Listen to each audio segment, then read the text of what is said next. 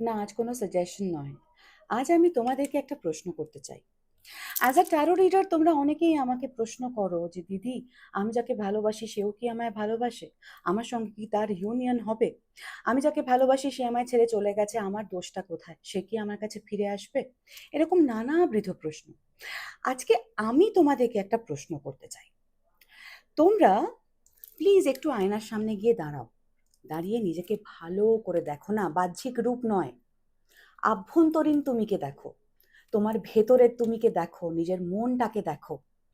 তুমি যে পরিমাণে কাইন্ডনেস, ভালোবাসা, দয়া, মায়া, মমতা এই সম্পর্কে ইনভেস্ট করছো, এবং সামনের মানুষটা যে তোমাকে এরকম ভাবে ট্রিট করছে, তুমি একটু ভালো করে নিজেকে দেখো তো।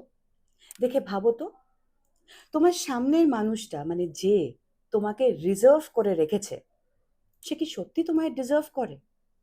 তোমার ভেতরের কাইন্ডনেস, তোমার ভেতরের ভালোবাসা, তোমার ক্ষমা, এই সব কিছু সত্যি ডিজার্ভ করে? Think about it and let me no. নিজের কমেন্টসে জানাও। ওকে, বাই।